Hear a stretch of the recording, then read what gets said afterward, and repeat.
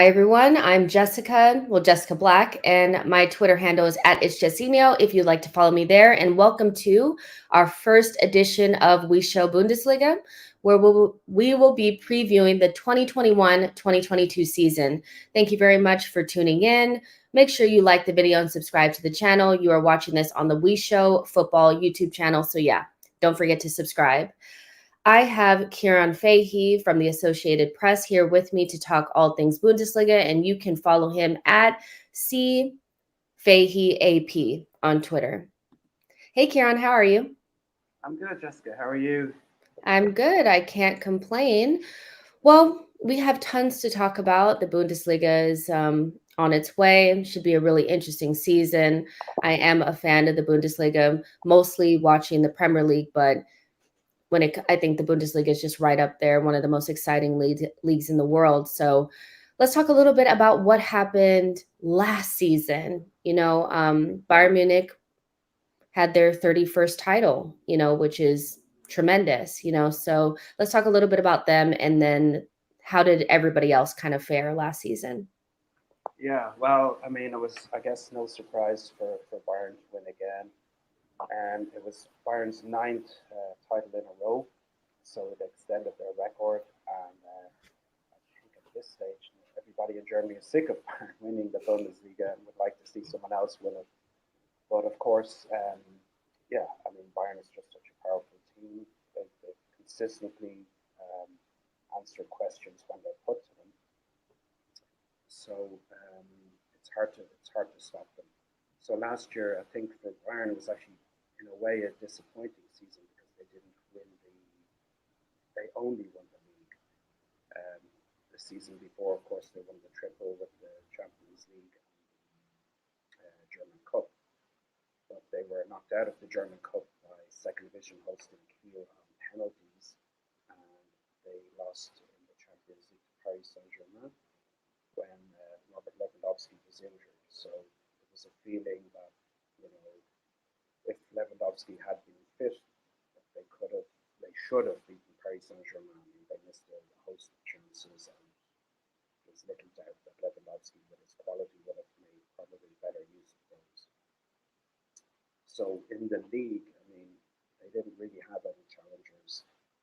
There was hope early on that Borussia Dortmund, that they could mount a challenge, but unfortunately for them, that kind of didn't materialize. They had a difficult start, and they ended up firing the coach, Lucien Favre, after the 11th round. Then I think they'd gone 3 games without a win, and the last of those was a 5-1 defeat at home to Stuttgart. So that was the end of Favre. And I think Terzic took over on an interim basis. He took some time to get the team going again. Ciarán, can you do us a favor? Just take out your headphones. It's harder for us to hear you now than it was without them. Okay. Tom's asking me to ask you, so you can hear you. Yeah. So as I was saying, with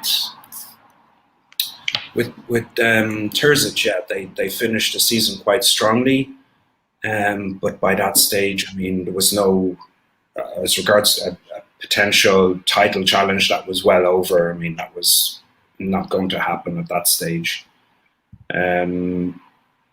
With Leipzig finished second last season with Julian Nagelsmann as coach, and the problem there is that they couldn't really mount a consistent challenge. There was always a bit of a, will they be able to catch Bayern or not? But when the sides met in April, Bayern won 1-0, and that effectively decided the league. I think the reason Bayern ended up as champions is because they were able to win the games when it mattered. And that's really kind of the Bayern way. To give another example, Bayer Leverkusen were top of the league in December, and they played Bayern. Bayern, it was a tight game, but Bayern scored in, I think, injury time and won 2-1, and that was the end of Leverkusen's challenge. They faded away after that.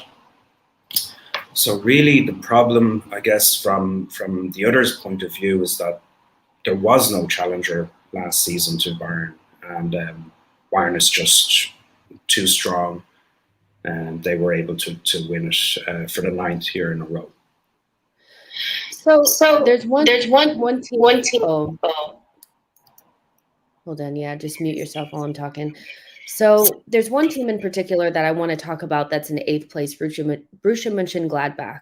It's a team that I really like. And obviously Marco Rose has moved on to Borussia Dortmund, and it was well known during the season that he was going to go there. But this is a team that just the season prior had finished, in the Champions League spots. Now they're outside of European competition altogether. Do you think that was just a result of maybe knowing that the manager was going to go, or what do they need to do to kind of rehabilitate? Because I'm actually surprised that the team actually finished as low as it did, because I think that they have tons of talented players.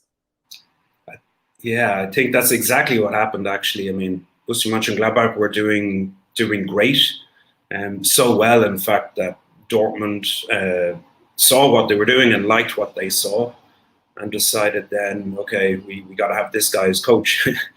I think it was a mistake from both sides' point of view, really. The worst thing that happened to Gladbach was the news that Marco Rose was leaving for Dortmund, because the players, obviously, they'd been playing great up to then.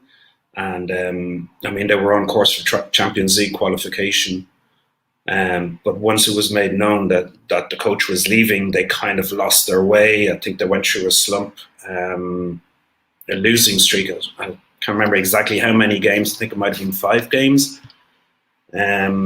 But that just it was like a fatal blow for Gladbach last season. Just the news that Rose was leaving for I guess from Gladbach's point of view, you would see Dortmund as an equal, or they want to see Dortmund as an equal, and it's a bit of a kick in the teeth when the coach decides to leave for another club that you're supposed to be challenging or supposed to be matching. And I think that was, very disappointing end to the season for Gladbach. Yeah, definitely. They're such a good team. Like I expect them to do a little bit better this upcoming season, but I wouldn't be surprised if they lost players as well off of the back of that. But let's talk about how I kind of think about the Bundesliga, especially during the season when the managers were being announced going to different places, was this feels like musical chairs. Like they're just kind of switching places like here and there. And so somebody else who made a jump from one team to another in the Bundesliga was Julian Nagelsmann. Really talented young manager, making the jump from RB Leipzig to Bayern Munich. Can you talk to me a little bit about that move and what it means for somebody so young to be managing a team in maybe a little bit of a transition period, or maybe a little bit of a down period? Yeah. Well, I'll wait for that ambulance to go past.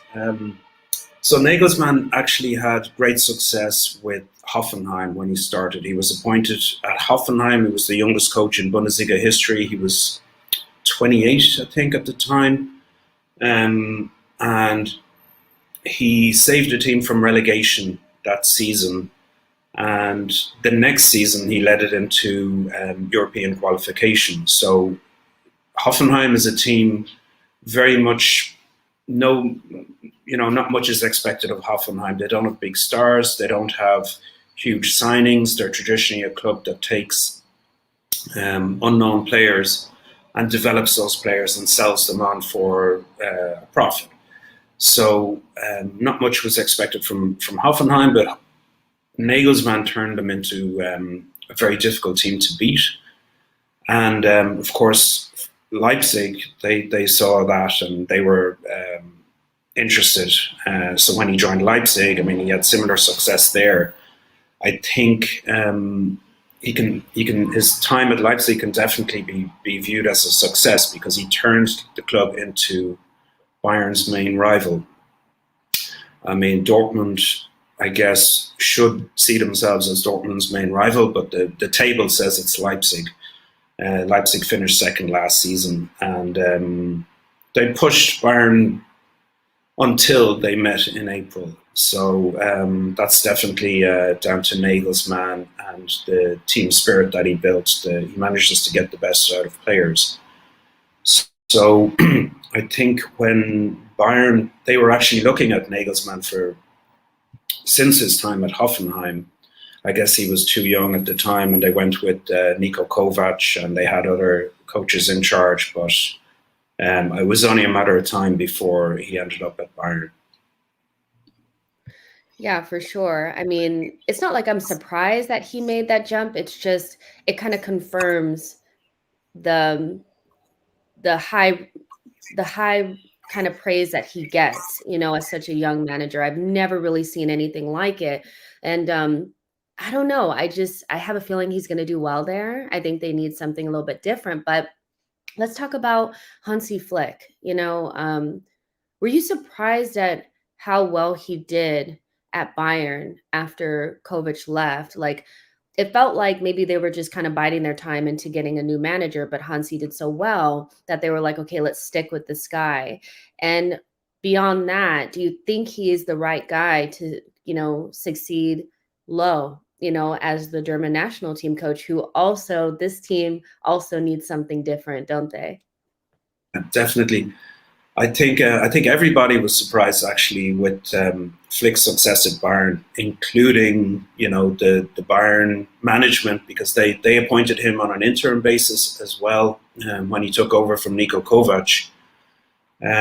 He finished that season by pretty much winning everything. Obviously, he led Bayern to the treble, and there were other trophies. I guess the other unimportant trophies, but the fact for Bayern, if they're in a competition, they want to win it. So Flick won pretty much everything he could with Bayern, but he had some differences with the sport director, Salihamidzic. So there were differences of opinion there. He wasn't really happy with the signings he was getting, and he kind of made his unhappiness known. I got the feeling as well that Flick is very much the work he does is quite intensive, so it's quite a strain to be coach of Bayern as well. You could see the toll that it was taking on him, the pressure, the expectations. I mean, Bayern is expected to win every single game and to win it well, not just, results are not enough. I mean, obviously the result is the basic requirement, but they're supposed to dazzle as well, and the Bayern management wants the team to put on a show. So I guess last season, as I mentioned before, was kind of disappointing in that they only won the league, and you could see that Flick was under pressure. The situation with the pandemic didn't help. I mean, there were no fans in stadiums last year, so it was quite an odd season as well. And I think, I'm not sure if he would have left anyway had the Germany job not come up. But I think when that came, or when he heard that was coming up, it was an opportunity too good for him to miss. He previously worked as Joachim Löw's assistant as Germany coach, so he knew the setup there. And obviously the DFB, the German Football Association, was looking for a fresh start. And I think for everybody, Flick was the perfect solution from a Germany point of view. He knows the Bayern players, he knows the setup, he knows the youth setup, he knows the other coaches, the management there. And he should be able to bring in his own ideas, because obviously Germany needs a change. And yeah, it'll be interesting to see how he gets on. Yeah, I'm excited to see what happens. I definitely think that Germany has so many great players, and it's not really living up to the expectations I think that Germany requires, but Hansi Flick is such a good coach. And I was actually really surprised at how good he did, at Bayern, considering maybe his lack of experience or whatever, but did a really good job. And so hopefully he does a good job for Germany. Let's talk about Marco Rose, though, and the job that he has to kind of take on at Dortmund. Dortmund is my Bundesliga team. So when Marco Rose was announced as the manager, I was ecstatic, like very ecstatic, like kind of shocked that Mönchengladbach allowed that to happen, but equally as excited because he's such a good coach. So what we know about Dortmund is that really good young players, really, really good with young players, good in attack, but maybe not as good in defense. What kind of job, how big of a job is it for Marco Rose to figure out a way to stop the bleeding when it comes to Dortmund giving up goals? Isn't that one of their biggest issues and what's probably keeping them back from actually challenging Bayern Munich for titles? Definitely, yeah. I mean, this was the problem last season under Favre. The inconsistency, I guess the problems in defence. There's no question that Dortmund has one of the best attacks in the league, especially with Erling Haaland up front. I mean, he's just something else. But the problems are in defence, where I mean, the habit of leaking late goals. It seems panicky at times. I think if you were to look at the opening game of the season, for example, it shows kind of nothing has changed. Dortmund was able to score 5 goals against Frankfurt. And I mean, Frankfurt is not a bad team. Frankfurt did well last season as well. But they also conceded 2 goals. And I think this was the reason they bought the new goalkeeper, Gregory Kobel from Stuttgart. So he's a young goalkeeper, but he's already shown that he can pull off some. He's an excellent goalkeeper, and there's room for improvement there as well. But they seem to be lacking a bit of experience in defence. Dortmund played Bayern in the Super Cup on Tuesday. Now, the Super Cup is it doesn't mean much. It's kind of the least important competition of the season. But whenever Dortmund and Bayern play for both teams to win it, and Bayern won 3-1, they could have won by more, and it kind of highlighted the old issues that Dortmund faces. That the defense is leaky. There were mistakes that a team of Bayern's caliber can capitalize on, and whereas Frankfurt hadn't been able to do that in the previous game, Bayern can, and this is something Rose needs to sort out. It's actually from a Dortmund point of view, it's encouraging that he said after the 5-2 win over Frankfurt that there were some aspects of the game that he wasn't happy with, and obviously these are the defensive frailties. So we just have to wait and see if Dortmund managed to sort those out, because I think, I mean, especially if you're a Dortmund fan, it can be quite nerve-wracking to watch the team score 5 goals one game and then concede 4 the next. It's like a bit of a roller coaster, and if they are to maintain a challenge, they really need to sort out those defensive frailties. So at the beginning of the window, there was a lot of talk about Erling Haaland maybe making a move away from Dortmund. There was even pictures of Mino Raiola and Erling Haaland walking around, almost doing like a tour, talking to teams about maybe acquiring his services. And Chelsea very heavily linked. Now they went for Lukaku, and it looks like Erling Haaland is going to stay for another season. How important was it for Dortmund to be able to keep Erling Haaland, especially with them wanting to maybe make some go further in competitions like the Champions League and maybe really make a push to win the Bundesliga? And what does that say about Dortmund's business model, being able to turn down 100 and something million from Chelsea for Haaland? I mean, most teams in their position probably would have bit your hand off for it, but they have the type of structure and confidence in what they do where they can actually turn that down. And I find that to be very, very impressive, especially as an Arsenal fan, knowing how bad you could be run. So what do you think about that? Yeah, well, I mean, with Haaland, it would have sent totally the wrong signal for Dortmund to let Haaland go this season, especially after letting Sancho finally move to Manchester United.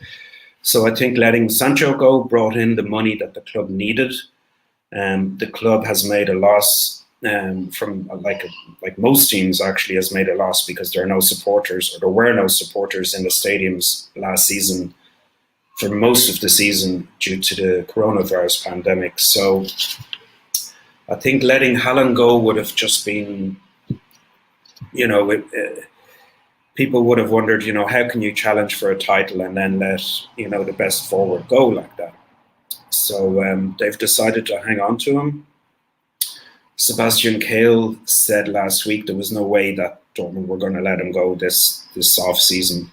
So he's definitely staying for another season. Chances are he will leave then. There's talk of a release clause of like 75 million euros, which would make it easier for him as well to have probably he'll have more of a choice of suitors. He can decide who he wants to join. But Haaland looks quite happy in Dortmund. He's obviously had a great start to the season. He scored a hat-trick in the German Cup and then 2 goals, and he set up 3 more against Frankfurt in the league opener. After that game, he was, lifting his arms and celebrating with the Dortmund fans. So he looks like he's at home there and not in any hurry to go anywhere. And I think that's very good news for Dortmund. From the club's point of view, there's perhaps a danger that they might be too reliant on his goals. So they need the other forwards to kind of step up as well. Yeah, for sure. And I think he's just a competitor. He's one of those types that, like, no matter where he is, I think he's going to give 110%, ultimate professional, very likable personality. And we'll see what happens next summer. There's going to be so many people knocking on his door trying to get him to come to their club. So it's going to be interesting to see how this saga kind of continues. But talk to me a little bit about the 50+1 rule, and how what implications does it have on the Bundesliga and their investors and things like that? Okay, so the 50+1 rule, effectively, it's designed to keep investors away from the clubs, or to prevent, not to keep them away, I'll correct myself, but to prevent them from taking over completely.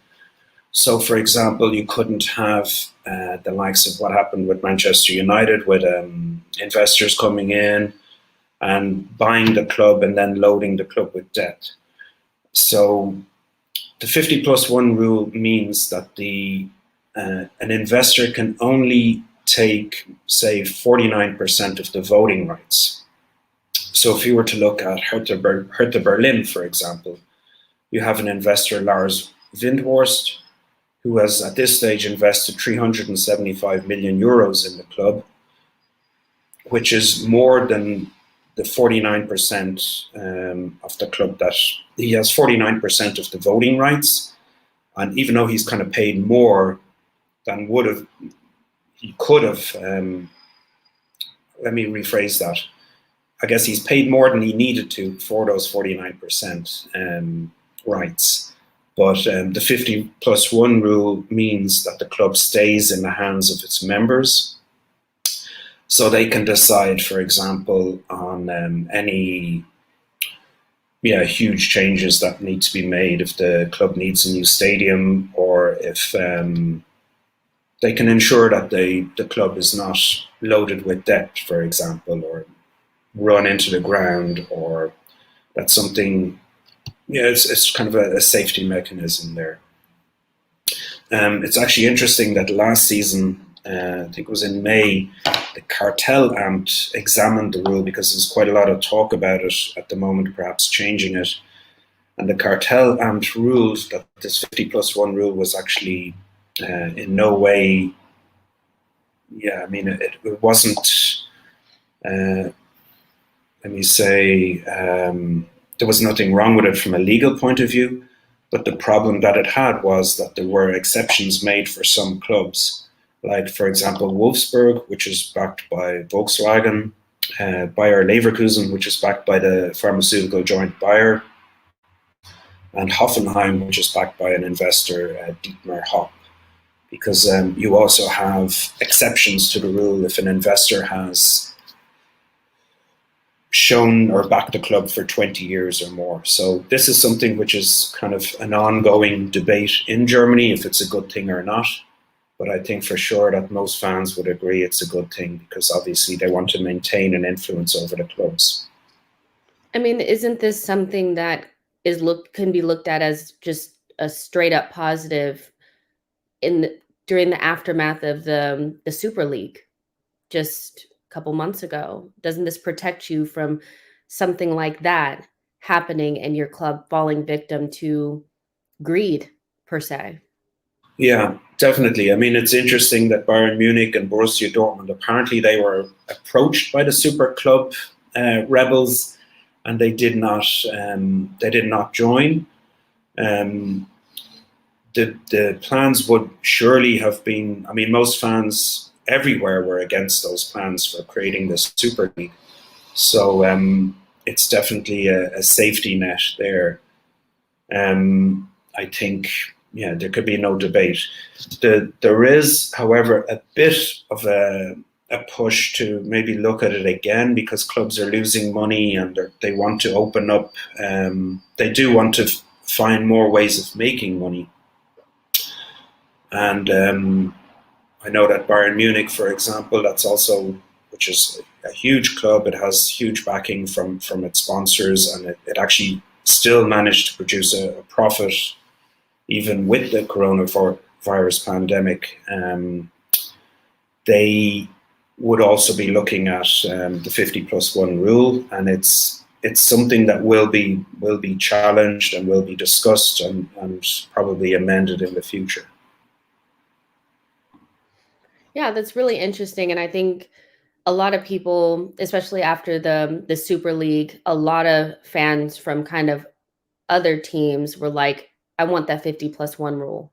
Like, I want that at my club. But it's also kind of important to know exactly what it is, and that there will be pushback from it. But ultimately, I see it as a good thing, because the fans are important and they want to feel like they have some control over the club. So there's been some big transfers this transfer window, not necessarily in the Bundesliga per se, one being out of the Bundesliga with Jadon Sancho, obviously 85.5 million to Manchester United, but you have Jack Grealish going from Aston Villa to Man City. And then you have, I mean, it was a free transfer, but only certain teams would be able to even start to talk to Messi about coming to their club. PSG now has a front line of Neymar, Mbappe, and Messi. And then they still got Di Maria there. They have tons of amazing players. So would you say at this point that maybe even a big team, like a top level team with world-class players like Bayern Munich, may be falling behind and having a difficult time competing with Man City and PSG in terms of finances, being able to bring in those big players?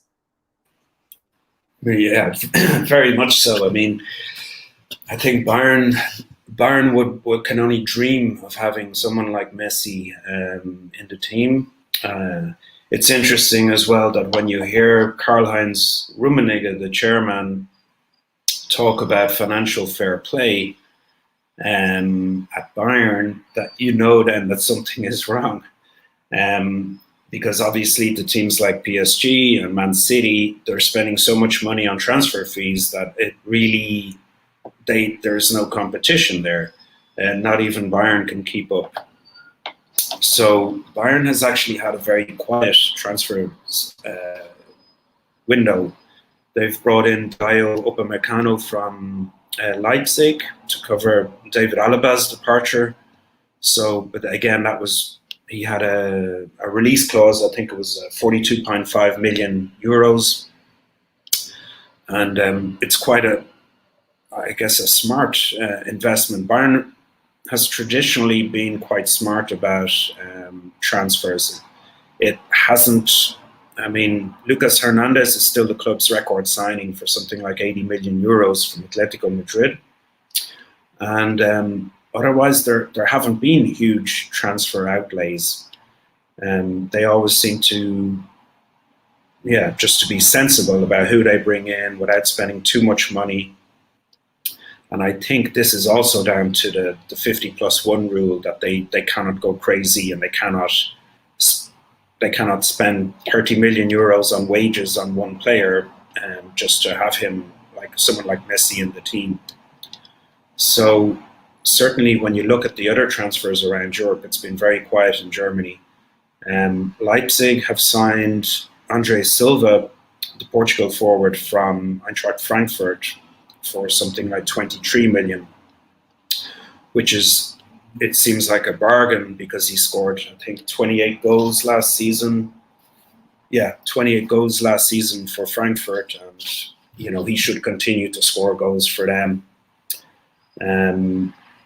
Dortmund have signed Daniel Malin from PSV to cover Jadon Sancho's departure, and again, something like 30 million, which, I mean, it's a lot of money, but compared to the other sums that are floating around, it's not too much. So it's all been very sensible, and of course there's still some time for them to go crazy and spend a lot of money, but I'd be very surprised if it happens. So Bayern they obviously really good team, great players, definitely need a little bit of work. They've already brought in Upamecano, good deal. What else are they missing? Is there maybe some surgery that needs to happen in their midfield? Do they need to find or at least identify a long-term replacement for Lewandowski? Could that potentially be Haaland? What are your ideas on Bayern Munich and what they need to do further specifically? Yeah, I mean, there's a feeling that the squad is a bit thin, and that they need more reinforcements just to cover injuries and so on. I think Bayern learned the hard way what would happen if Lewandowski is out injured, when they lost to PSG last season. Obviously, it's very hard to replace someone like Lewandowski. I mean, he scored 41 goals in the Bundesliga last season. It's something that was never done before. He broke Gerd Muller's old record. Sadly, Gerd Muller died on Sunday as well. So it's I guess but that's, it's Lewandowski. He scored again in the Super Cup against Dortmund. He's irreplaceable, really, for Bayern. So there's a worry there. And I think, if you're a Dortmund fan, you got to worry that maybe Bayern have identified Haaland as the guy who could replace him. There is the release clause, as I said before. 75 million seems like a bargain for someone like Haaland, who should potentially only get better. You can see the impact he has on the team, the way he drives the team forward. He's just, as I said, if anyone is going to replace Lewandowski at Bayern, it could be Haaland. But obviously that would be bad news for Dortmund. Otherwise, it's hard to see who Bayern could, certainly in this transfer window, who could come in. There's a talk perhaps of Leipzig's Marcel Sabitzer coming in, who would be certainly a useful squad player to have. But we'll have to see if that transpires or not. Yeah, the striker situation around Europe is going to be crazy over the next year or so. Because when you throw Lewandowski in there, who allegedly wants a new challenge or something, he could be on his way out. You have Haaland, you have Ronaldo, you have Mbappe, you have Harry Kane. Those are a lot of big names that are looking for places to go or maybe can shift around. So yeah, throwing a Lewandowski in there makes it even more interesting. But I could see Haaland stepping into that, into that position. And I think he'd be a perfect fit for Bayern Munich. But for my Dortmund, that would be very sad, 100%. I agree with that. But let's do some predictions. What we're going to do is we're going to predict who we think is going to win the Bundesliga, or more importantly, what you think, the top four and the bottom three. Okay. So are we just going to go ahead and write Bayern Munich into the champion spot, or is there a dark horse there somewhere for you? I mean, there are there are dark horses, but it's really hard to see beyond Bayern, unfortunately. From the league's point of view, I mean, Bayern has to be the favourite to make it 10 in a row. It's just hard to see any other team maintaining the consistency required to challenge them long term over the season. I think with Dortmund, they certainly have the potential to challenge. They have the players. I mean, especially with Haaland, Marco Reus is in the form of his life. I mean, he's playing better now than he ever has been. But the season is long. I mean, there are another 33 games to go, and I think Bayern sent a statement already with victory in the Super Cup that they're not going to just lie down and let someone like Dortmund come along and take the title. It's going to be a long fight. I think Dortmund's greatest problem is finding consistency. If Marco Reus can shore up that defence and if they can cut out the mistakes, then definitely they're among the contenders. Leipzig is another contender, as I said, with Andre Silva scoring goals for the club. There's also Dominic, I can't pronounce his name, but the Hungarian striker who Szoboszlai. Yeah. He scored on his debut in the German Cup. His debut was delayed through injury, so he actually joined the club in January and was unable to play. But he looks very sharp already, and I mean, I'm sure he will have an impact. And it will be interesting to see as well with Jesse March, a new coach, how they get on. After finishing second last year, you would expect them to want to build on that. So obviously that would mean finishing first. Exactly. Otherwise, it's really hard to see anyone else challenging Bayern. I mean, they're just so strong. They've also, I mean, with success, they've learned how to win. They've learned, they have that experience and that drive to keep on winning that just makes it so hard for everybody else. And beyond, I mean, I can't see anyone else challenging, unfortunately. Well, who fills out the other 3 spots then for you? So if Bayern Munich is going to win, then we have 3 more spots for Champions League, qualification.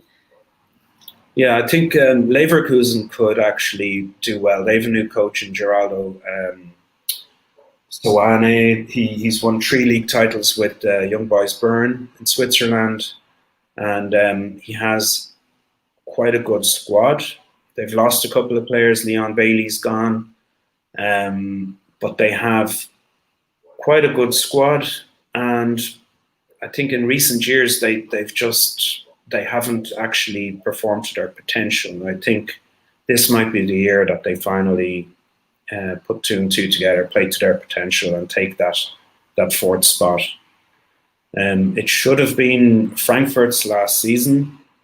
Eintracht Frankfurt should have taken the 4th spot, but they kind of tailed off and they just collapsed when everybody had written that, they were a sure thing for Champions League qualification.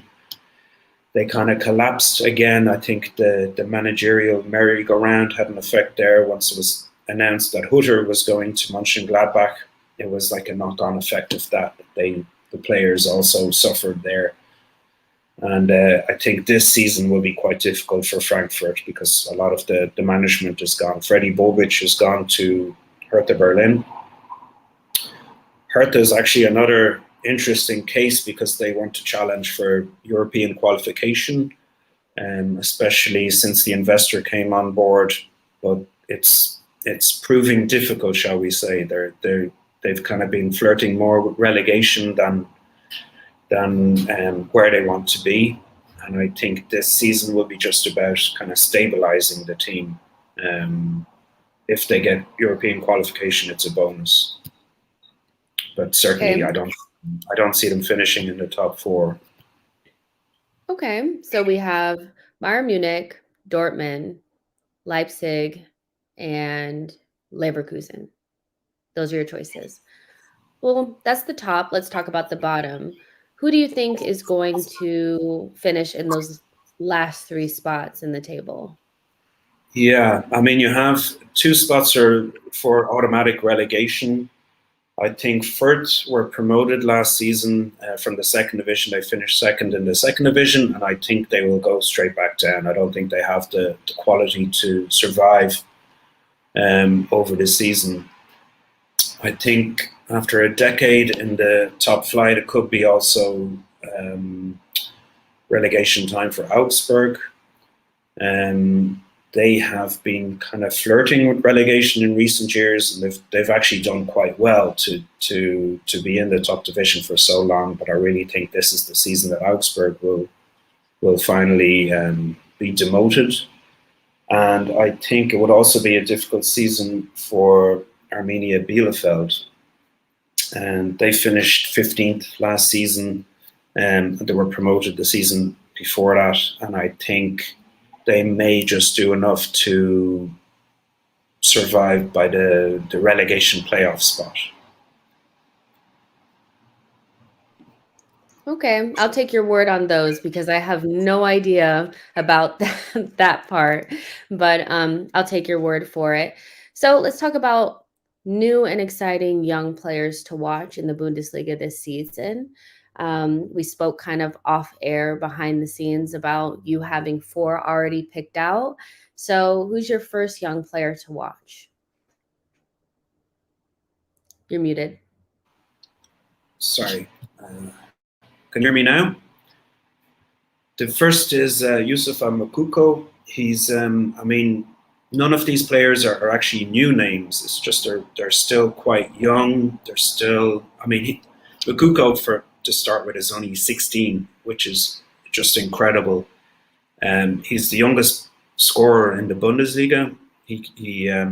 They actually changed the rule to allow him play. He's that good, or he was that good for the youth teams of Dortmund. So they lowered the age of eligibility so that Moukoko could play at 16. And he I mean, it hasn't been plain sailing for him. He's shown that the step up to Bundesliga level is quite another level again.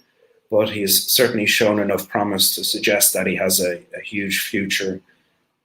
He did score in the Super Cup. The goal was disallowed for offside, but I mean, he's shown already that he can beat Neuer in the Bayern goal.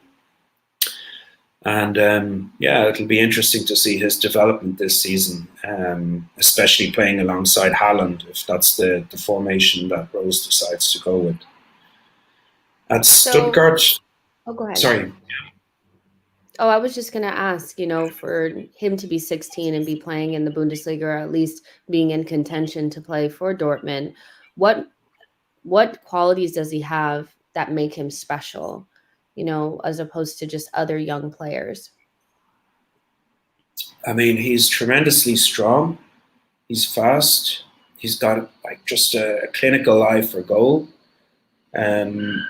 There were glimpses of it in the Super Cup on Tuesday when he was combining with Haaland, but I mean, it wasn't quite 100%. So as I said, he scored a goal, but it was disallowed for offside.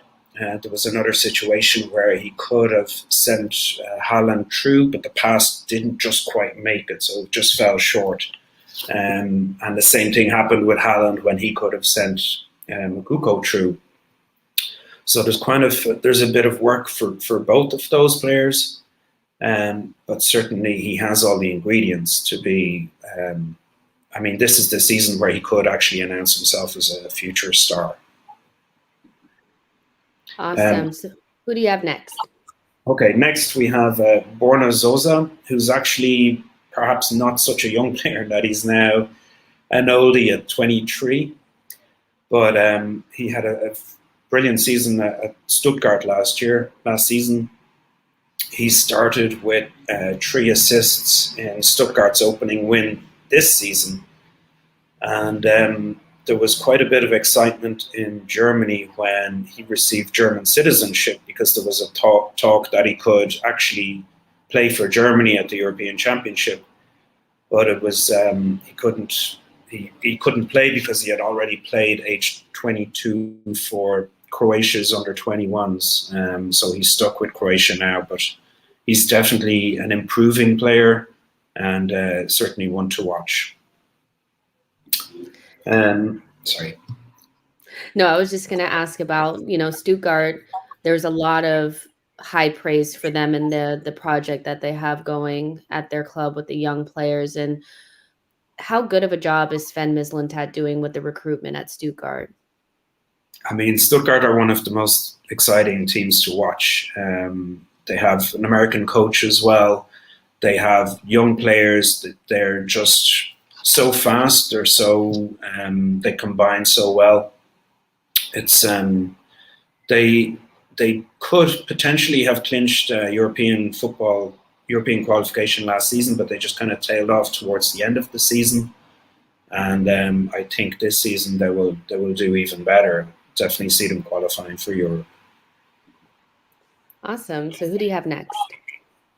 Well, next we have an American defender, Joe Scally. He's at Mönchengladbach.